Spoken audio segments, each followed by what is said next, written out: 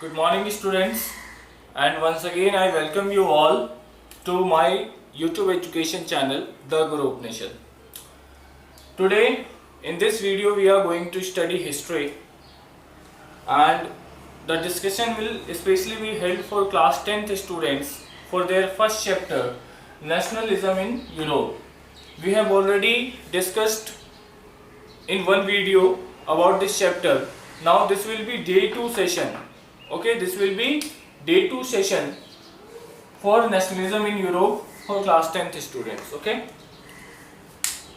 in our first discussion, in our first video discussing about this chapter, we came to know about Frederick Sorio, his utopian model. Okay, and then we came to know the series of events that happened into France. Okay, just to take further the nationalism, proceed with nationalism.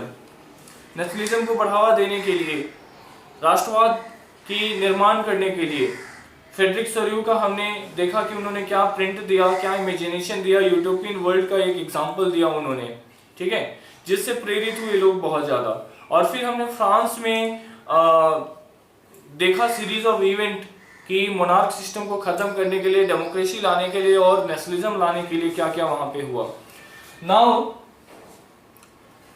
After Napoleon Bonaparte France और Europe में क्या हुआ, that we are going to discuss. Nationalism की तरफ क्या रुकावटें आई या nationalism कितना आगे बढ़ा, that we are going to discuss in this video. Okay, so student, the first point today that we will discuss is Congress of Vienna. Okay, Congress of Vienna that was held between September, consequently and subsequently held between September 1814 to June 1915. But its patchwork, the main work, okay, the benchmark of its work is Congress of Vienna 1815. 1815 की जो इसकी Vienna हुई थी वो बहुत important है, we will discuss. Next point is conservatism in Europe after 1815. 1815 के बाद कंजर्वेटिज्म आया। कंजर्वेटिज्म मतलब रूढ़िवादी ख्याल, पुराने ख्याल कि मोनार्क रूल होना चाहिए। नेक्स्ट गुसेप्पी मजीनी, बहुत फेमस रिवोल्यूशनिस्ट हुए इटली के, उनके बारे में पढ़ना है। Next is age of revolution. Age of revolution मतलब फ्रांस और यूरोप के दूसरे कंट्रीज में किस प्रकार की क्रांतियां हुई, क्या बदलाव हुआ, ठीक है, 1830 टू बिटवीन 48, वो हम लोग पढ़ लेंगे। और उसके बाद हम लोग पढ़ लेंगे आज के लिए factors contributing to nationalism. Nationalism में और किन किन चीजों ने अपना योगदान दिया था। उसमें बड़ा योगदान है रोमांटिसिज्म का और बड़ा योगदान है लैंग्वेज का। So students, starting from the first chapter, first topic, okay, Congress of Vienna. I already told you that it was continuously held between September 1814 to June 1915, but the main patchwork was and the main benchmark of Congress of Vienna was year 1815. Okay, year 1815, when Napoleon Bonaparte, okay, was just fighting many wars only to conquer the Europe so that whole Europe could accept his own model. ठीक है, जब Napoleon के अंदर तानाशाह बनने की चाह आ गई, सम्राट बनने की चाह आ गई एक प्रकार से, ठीक है, उसने पूरे यूरोप के, फ्रांस के अलावा पूरे यूरोप की बाकी नेबरिंग कंट्रीज को अटैक करके उन पे कब्जा करना शुरू कर दिया, आक्रमण करना शुरू कर दिया, ठीक है। और साथ ही साथ इस कारण से उसके देश के लोग भी दुखी थे, क्योंकि देश के लोगों की वो टैक्स बढ़ा देता था और आर्मी में जबरदस्ती एकदम कंपलसरी कर दिया था आर्मी का पार्ट बनना, कि आओ मेरी आर्मी में तुम्हें शामिल होना है और लड़ना है और मरना है ना। और बाहर के जो राजा थे छोटे छोटे, उनके साम्राज्य को तो डर हो ही गया था, उनका साम्राज्य छीन रहा था। सो इसी का सॉल्यूशन निकालने के लिए, to find the solution of this, they held a meeting, a congress at Vienna in 1815. 1815 में उन्होंने मीटिंग किया, ठीक है। उस मीटिंग में व्हाट दे डिसाइडेड, ठीक है, क्या डिसाइड किया उन्होंने, पहले उन्होंने क्या किया, the form a seventh coalition. याद कीजिए क्लास 9th में आपने पढ़ा होगा सेवेंथ कॉलिशन, ठीक है। सेवेंथ कॉलिशन उन्होंने बनाया, मतलब कि एक सातवां सम्मेलन उन्होंने, एक गठबंधन उन्होंने बनाया, सातवां गठबंधन उन्होंने बनाया, in which big European countries like Britain, okay, like Britain, Prussia, Austria, Russia, okay, ये सभी इकट्ठे हो गए, हो गए, इन्होंने एक अपनी आर्मीज मिला दी, ठीक है, इन्होंने अपनी आर्मी मिला दी नेपोलियन के खिलाफ लड़ने के लिए। And the Austrian Duke, Austria का जो ड्यूक था, ठीक है, ड्यूक था, या यूं कहें कि वाइस चांसलर था, वाइस चांसलर नहीं, चांसलर था, ओके, कौन, मैट्रिच,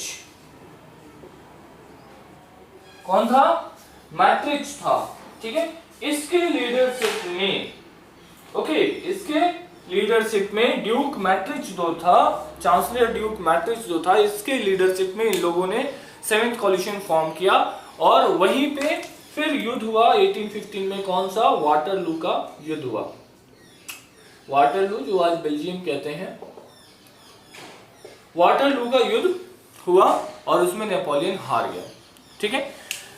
तो इन लोगों ने वापस मोनार्क एस्टैब्लिश किया, ठीक है, वापस इन लोगों ने मोनार्क एस्टैब्लिश किया, ठीक है। What was the chief aim, chief aim is to, इनका जो कांग्रेस ऑफ वियना था, इसका चीफ एम क्या था, वो था establishment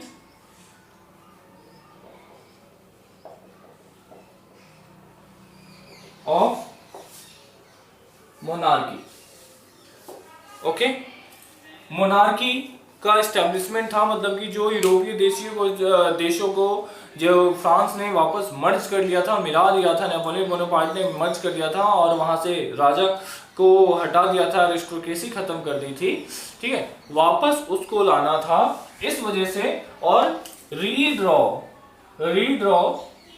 the map of Europe, Europe के नक्शे को दोबारा से बनाना, मतलब कि जो मर्जिंग हुई थी उसको वापस अलग करना, ठीक है, उसको वापस अलग करना, ये इनका चीफ ऑब्जेक्टिव था इस मीटिंग का, इस कांग्रेस का, ओके। इसमें किया क्या इन्होंने, what are the prominent steps that they took in this meeting, and they decided, they acted upon, उन्होंने निर्णय लिया और उस पर काम किया after the war of Waterloo, उसको हम लोग एक एक करके देख लेते हैं। First of all bourbon dynasty, okay, bourbon dynasty, okay, first one is bourbon dynasty, इसको फ्री कर दिया गया, बर्बन डायनेस्टी को जिसको मर्ज कर दिया था नेपोलियन बोनापार्ट ने, इसको फ्री कर दिया गया, ठीक है, और किसके अंडरशिप में, लुइस 18 को इसका राजा बना दिया गया, मोनार्क रूल वापस बर्बन डायनेस्टी को, बर्बन डायनेस्टी जिसको नेपोलियन बोनापार्ट ने आक्रमण करके अस्तित्व से मिटा दिया था, हटा दिया था, उसको वापस स्थापित किया गया, एस्टैब्लिश किया गया बर्बन डायनेस्टी को, और लुइस 16 को वहां का राजा बनाया गया, ठीक है। इसके साथ ही साथ फ्रांस ने जितने भी कंक्वायर किए थे, जितने भी किंगडम्स को, उससे उसको छीन लिया गया, ठीक है। France deprived of all Congress,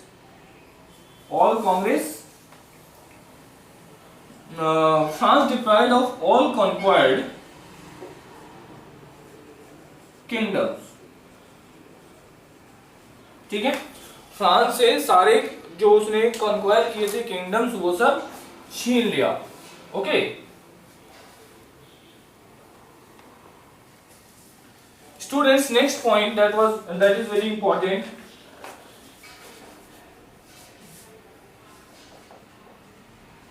France was surrounded by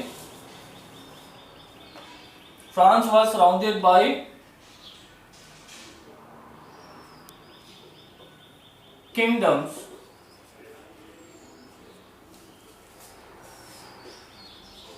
to protect future इन्वेशन, या यूं कहें नॉट सराउंडेड, इनक्लोज्ड कर दे, ओके, इनक्लोज्ड कर दे। France was enclosed by kingdoms to protect future invasion, ठीक है। भविष्य में फ्रांस जो है ऐसा फिर से कोई स्टेप ना ले, पड़ोसी देशों को, राज्यों को, शासनों को कब्जा ना करना शुरू कर दे, इसलिए उसको पहले चारों तरफ से उसको कुछ छोटे छोटे किंगडम बना के घेर दिए गए, ताकि वो यदि युद्ध की स्थिति में आता है, कभी ऐसा अटैक करता है, तो उसको तुरंत रेजिस्टेंस वहीं से दे दिया जाएगा और फ्रांस में ही उसको रोक दिया जाएगा बाकियों के भी मदद से। तो इस स्टेप में सबसे कौन से दो किंगडम बनाए गए, एक बनाया गया नेदरलैंड, ठीक है, किंगडम ऑफ नेदरलैंड, जिसमें बेल्जियम इंक्लूड था, ठीक है। इसको नॉर्थ में बना दिया गया कि तुम नॉर्थ से घेर के रखो फ्रांस को, ओके। और उसके बाद जेनोवा बना दिया गया साउथ में कि तुम साउथ से फ्रांस को पेडिमोंट की तरह घेर के रखो, पेडिमोंट बनाओ, ठीक है। इस प्रकार से फ्रांस को घेर दिया गया ताकि उसकी मिलिट्री एक्टिविटीज बंद हो जाए। नेक्स्ट इंपॉर्टेंट वाज दैट इसी में प्रूसिया को अलग कर दिया गया, प्रूसिया को फ्री कर दिया गया, ठीक है। और ऑस्ट्रिया को फ्री करने के साथ साथ उसको इटली का वो भी दे दिया, ठीक है। While Austria was given control of northern Italy, ठीक है। ऑस्ट्रिया को भी फ्री किया गया और उसके साथ में इटली को उससे जोड़ दिया गया, ठीक है। इसके बाद फ्रांस ने 39 स्मॉल किंगडम्स के कॉन्फेडरेशन बनाए थे। नेपोलियन बोनापार्ट ने 39 स्मॉल किंगडम के कॉन्फेडरेशन बनाए थे, जिसको कि अनटच्ड छोड़ दिया, उसको वैसे का वैसे रहने दिया, उसमें कोई बदलाव नहीं किया, ठीक है। So by these steps taken by congress of Vienna we came to know that it was specially motivated to reestablishment of monarch rule और एरिस्टोक्रेसी, ठीक है। मोनार्क रूल या एरिस्टोक्रेसी का रीएस्टैब्लिशमेंट के लिए ही सिर्फ ये समिति बनी थी। और इट इज सो कॉमन, और ये सामान्य सी बात है कि समिति में का अध्यक्षता कर रहा है ऑस्ट्रिया का जो राजा था वो, ठीक है। और उस समय किसी भी जगह पे ब्रिटेन हो या रसिया हो, कहीं की भी हम बात कर लें, डेमोक्रेसी तो थी नहीं, सब जगह राजा ही थे। और 7th कॉलिशन जो इन लोगों ने बनाया वो राजाओं ने मिलकर बनाया, तो सामान्य सी बात है कि वो चाहेंगे कि उनका राज वापस आए, ओके। अब इसी में हम एक नया पॉइंट डिस्कस करेंगे students, we will discuss a new point that is conservatism. Conservatism in Europe, conservatism in Europe after 1815, okay, conservatism in Europe after 1815. So students, we were discussing conservatism in Europe after 1815. 1815 इसलिए because 1815 में जो थोड़ी सी आशा थी liberalisation की, एक liberal democratic type Napoleon Bonaparte, हालांकि dictatorship था but फिर भी लिबरल डेमोक्रेटिक टाइप वो चला रहा था, ठीक है। बट वो भी आशा खत्म हो गई, क्यों? क्योंकि वापस यूरोप का नक्शा बदल दिया और एस्टैब्लिशमेंट कर दिया मोनार्क का, ठीक है। तो conservatism means what? Conservatism is such an ideology in which people believe that old traditions, old rule, old regimes, okay, traditional customs shall be followed, okay. They were not in the support of pre-revolutionary periods, but still they supported aristocracy, they supported monarchy, and they opposed liberty, ठीक है।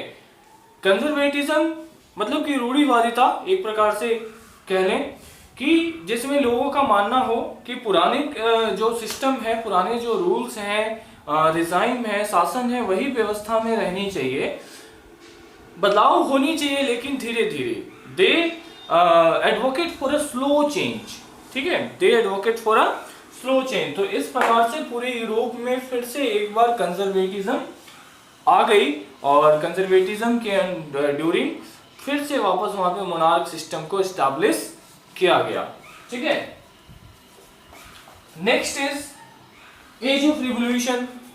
उससे पहले हम पढ़ लेते हैं आपको हमारी जो रिवोल्यूशनिस्ट थे, इटली के बहुत बड़े रिवोल्यूशनिस्ट कौन है? गिउसेप्पे मज़िनी।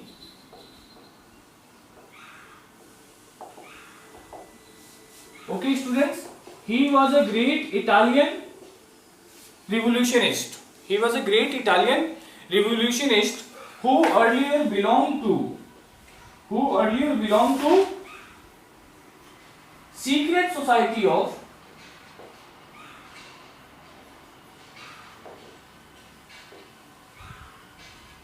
Carbonari.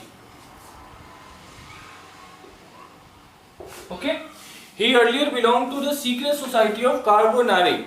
Okay, उस समय क्या होता था कि जब कंजर्वेटिज्म आया था तो वापस सेंसरशिप को ला दिया गया था, जिसमें नागरिकों को, आदमियों को, औरतों को या किसी भी मनुष्य को, किसी भी व्यक्ति को बोलने की आज़ादी नहीं थी, प्रेस कुछ छापने की आज़ादी नहीं थी, न्यूज़पेपर, लेटर्स, मैगजीन, सॉन्ग्स, इस तरह से कुछ भी करने की आज़ादी नहीं थी यदि वो राजा के विरोध में है तो। ठीक है, इसीलिए ये लोग क्या करते थे कि अपनी मीटिंग्स करने के लिए, अपने डिसीजन लेने के लिए सीक्रेट सोसाइटी फॉर्म करते थे, सीक्रेट सोसाइटी। ऐसे ही एक सीक्रेट सोसाइटी का सदस्य थे गिउसेप्पे मज़िनी, इटालियन रिवोल्यूशनिस्ट। ठीक है, इन्होंने इसी सीक्रेट सोसाइटी के वर्किंग्स के लिए एक रिवोल्यूशन किया। ठीक है, एक रिवोल्यूशन किया, बट उस रिवोल्यूशन का कुछ असर नहीं हुआ, बल्कि इनको 1831 में असर हुआ, लोगों में असर हुआ, लेकिन वो सक्सेसफुल नहीं हुआ। 1831 में इनको एक्साइल भेज दिया गया, वनवास भेज दिया गया। ठीक है, 1831 में 1831 he was sent to exile. Okay students, but he never stopped. फिर भी वो रुके नहीं, और एक्साइल के during his exile period he subsequently formed two secret society, दो और नए सीक्रेट सोसाइटी उन्होंने बनाए। First one is young Italy in Marseilles, and second one is young Europe in Bern. Okay, young Italy in Marseilles and young Italy in Bern, इन्होंने 1931 के बाद exile के during इन्होंने दो नए सीक्रेट सोसाइटी बनाए, रिवोल्यूशंस करने के लिए, प्रोटेस्ट करने के लिए, प्रोसेशंस निकालने के लिए और नेशनलिज्म को लाने के लिए। ठीक है, कंजर्वेटिज्म हटाने के लिए, नेशनलिज्म को लाने के लिए। इतने ही वाज सो एफिशिएंट, इतने एफिशिएंट थे, असरकारक थे आम लोगों में और नेशनलिज्म के लिए। ठीक है, दैट ड्यूक मैट्रिच, जो उस समय का ड्यूक मैट्रिच था ऑस्ट्रिया का, he said that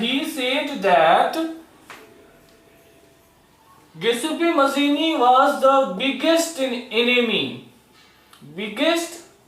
enemy to the social order they had set. जिस प्रकार से उन्होंने सोशल ऑर्डर बनाया गया था, मतलब सोशल ऑर्डर समझ लो कि एरिस्टोक्रेसी, जिस प्रकार से एरिस्टोक्रेसी उसे बनाया गया था उस समय 1815 के बाद, कांग्रेस ऑफ वियना के बाद, तो गिउसेप्पे मज़िनी उसके लिए बहुत बड़े शत्रु थे या बहुत बड़े खतरा थे। He was the biggest threat. ठीक है, ड्यूक मैट्रिच ने ऐसा कहा था, बिकॉज गिउसेप्पे मज़िनी के रोल मॉडल को, उनके वर्किंग को, उनके सीक्रेट सोसाइटीज की एक्सपेंशन होने लगी और उनके रोल मॉडल को, वर्क मॉडल को दूसरे यूरोप के दूसरे किंगडम्स में फॉलो किया जाने लगा, such as Germany, France, Switzerland and Poland. Okay, that's why duke Metternich कहते थे कि वो उसके सबसे बड़े दुश्मन है, किस चीज के? एरिस्टोक्रेसी के। Students, moving to the next point of our today's discussion, that is age of revolution. I hope आप सब साथ साथ नोट्स बनाते जा रहे हैं, वीडियो को पॉज करते नोट्स आप बनाते जाएं देखने के साथ साथ। Okay, so that it will be easy for you later to summarise, summary करने में इजी होगा। Next important point is age of revolution. What is age of revolution? क्या आपको ईयर लिखा था मैंने? 1832 48 1830 से लेके 48 तक यूरोप में काफ़ी सारे ऐसे रेवोल्यूशंस हुए, चेंजेस हुए, रिफॉर्म्स हुए, जहाँ पे बहुत सारे एरिस्टोक्रेसी को, मोनार्की को उखाड़ कर फेंक दिया गया। ओके, उन्हीं सब चीज़ों का हम यहाँ पे सीक्वेंसली डिस्कस करेंगे। The first one important change that took during those period is upheaval in France.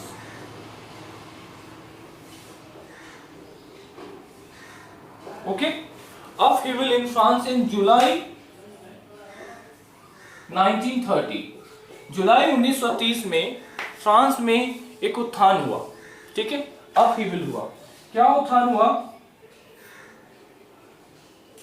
जो बर्बन का मोनार्क किंग था,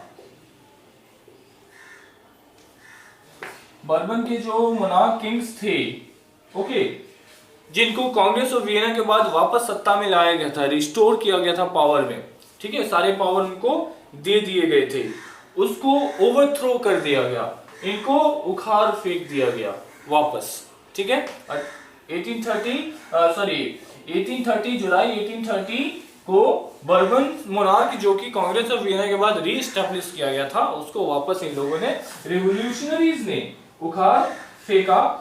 और इसको हेड किसने किया? Louis Philippe. Who headed it, this revolution? Louis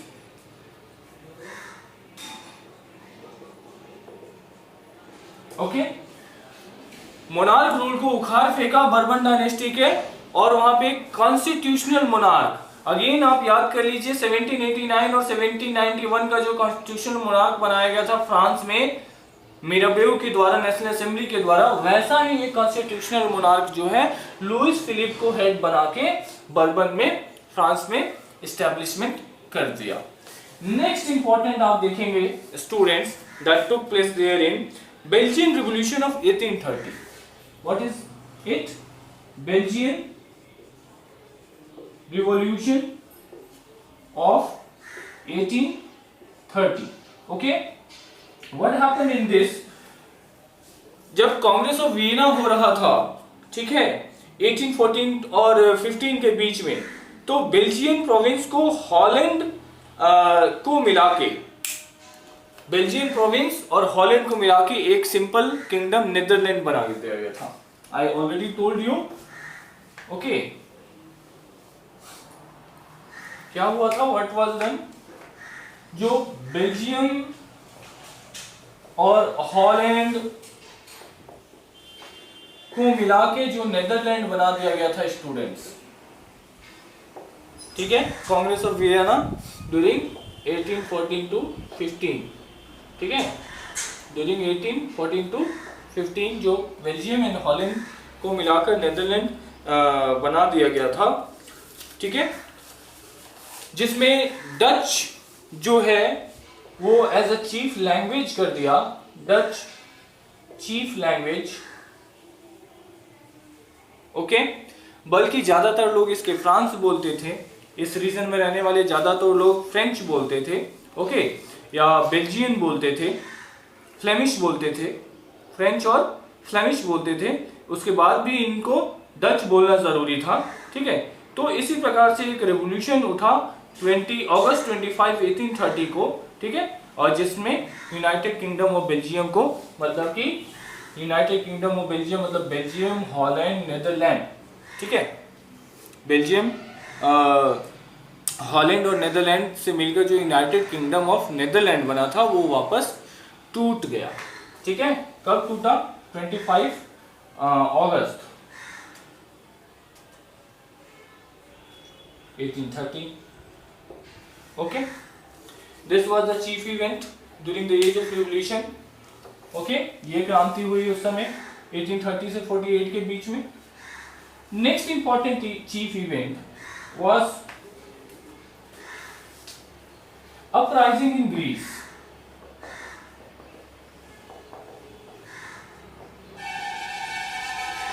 okay students, uprising in Greece.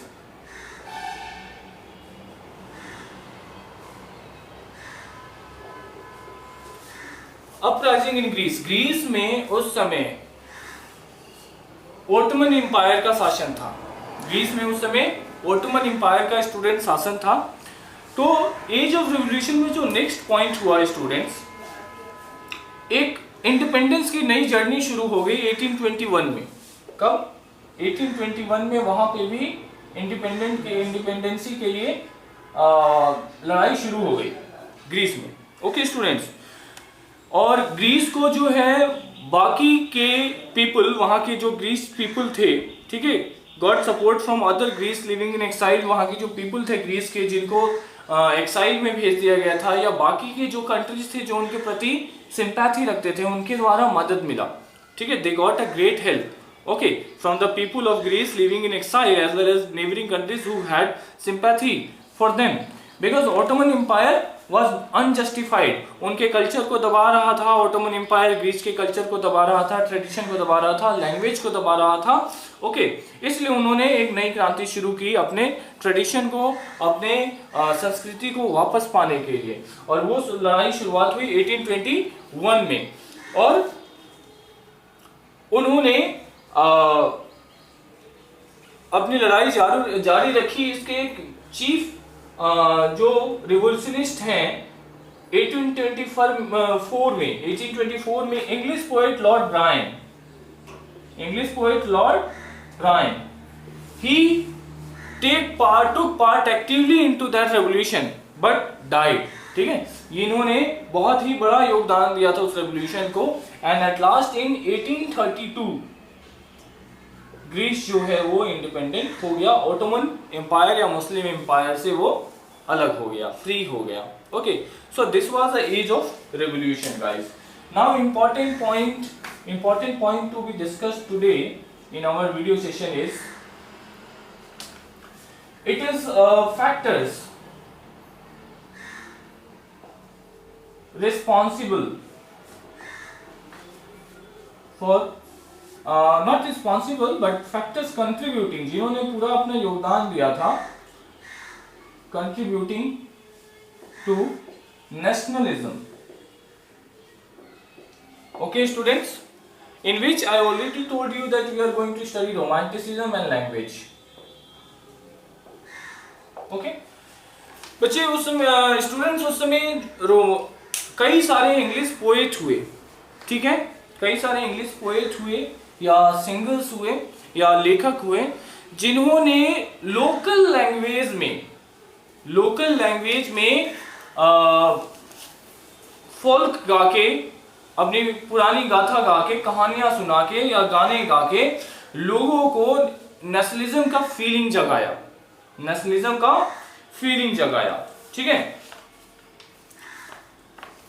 Nationalism का उनका culture पहचान में लाके, आर्ट पहचान में लाके, पोएट्री के फॉर्म में, स्टोरी के फॉर्म में, म्यूजिक के फॉर्म में, लैंग्वेज के फॉर्म में, इन सब चीजों ने भी अपनी बहुत बड़ी योगदान निभाई है नेशनलिज्म में। लोगों का अपने म्यूजिक से जुड़ाव होना, लोगों का अपने आर्ट से जुड़ाव होना, लोगों का अपने कल्चर से जुड़ाव होना। लेकिन जब वो दूसरों के अधीन रहेगी तो उसके कल्चर, उसके आर्ट, उसके म्यूजिक, उसके पोएट्री, इन सभी चीजों को वैल्यू नहीं दी जाएगी। They won't be valued by the aristocracies, by the monarchs, और by the government feeling affected of despotism.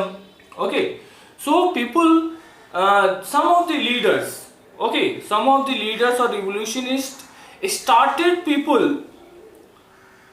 attracting toward their traditions, attaching them to their tradition, their music, their culture, their art, okay, which was being demolished by the monarch rule। ठीक है, जो monarch rule से demolish किया गया रहा था। तो इसी प्रकार से रोमांटिसिज्म जो है एक कल्चरल मूवमेंट है। It is a cultural movement, जैसे इंडिया में भक्ति मूवमेंट हुआ था, ठीक है, वैसे ही कल्चरल मूवमेंट है नेशनलिज्म पाने के लिए, जिसके अंदर सॉन्ग के माध्यम से, फोक के माध्यम से लोगों को अपने ट्रेडिशन से या इंस्टीट्यूशन से जोड़ना, इंस्टीट्यूशनल फीलिंग लाना, नेशनलिज्म फीलिंग लाना। ओके, एक फेमस रोमन जर्मन फिलोसोफर हैं Johann Gottfried. Famous German philosopher is Johann Gottfried. Okay, he is German philosopher. Okay, students. He said that German culture was to be discovered among common people. इन्होंने कहा कि German का जो culture है वो common people में ही ढूंढना होगा, उसी से उन लोगों को, जर्मन कल्चर से उन लोगों को अटैच करना होगा। ठीक है, सो इस प्रकार से रोमांटिक फिलोसफर जो लोग थे वो सॉन्ग बनाते थे, फोक सॉन्ग बनाते थे, फोक पोएट्री बनाते थे, फोक डांसेस बनाते थे, सो दैट कॉमन पीपल को यूनाइट किया जा सके, उनको नेशनलिज्म की, उनकी ट्रेडिशन और कल्चर के प्रति नेशनलिज्म की फीलिंग लाई जा सके। Okay, an important story of Poland that has been discussed into your CBSE book. Okay, that Poland को 1795 तक रसिया में मर्ज था, मतलब उसको एक स्वतंत्र राष्ट्र होने का, पॉलिटिकल एंटिटी होने का अधिकार नहीं था पोलैंड को। ओके, ये Polish state finally come to its stronger neighbour Russia, Persia, Austria. ठीक है, इसको जो इसके पड़ोसी देश थे रसिया, प्रूसिया, ऑस्ट्रिया, इन सभी ने मिलकर पोलैंड को दबाया और नक्शे से हटा दिया, इट मींस मर्ज कर लिया। ठीक है, रशिया का पार्ट बन गया। Okay, but early 19th century में पोलिश लैंग्वेज, कल्चर, म्यूजिक, इन सब का जो है लोगों ने बढ़ावा देना शुरू किया। पोलिश लोगों ने अपने कल्चर, अपने म्यूजिक को बढ़ावा देना शुरू किया। ठीक है, ये अपने आप को एक अलग लोग, यूनिक पीपल मानने लगे कि हमारा पोलिश कल्चर सबसे अलग है, अच्छा है, उसको रिस्पेक्ट करने लगे। ठीक है, मतलब अपने संस्कृति से जुड़ने लगे। सो this was just a medium factor contributing toward nationalism. लोगों में राष्ट्रवाद का भावना लाना, अपने कल्चर से प्रेम लाना, अपने देश से प्रेम लाना, ये उसका एक आइडिया हो सकता है। ओके, सो कैरोल कर्पिंस्की के अकॉर्डिंग रोमांटिसिज्म जो है उसने नेशनल स्ट्रगल में बहुत ही योगदान दिया। As per same level language, इसी के अकॉर्डिंग स्टूडेंट लैंग्वेज ने भी काफी योगदान दिया, बिकॉज जब भी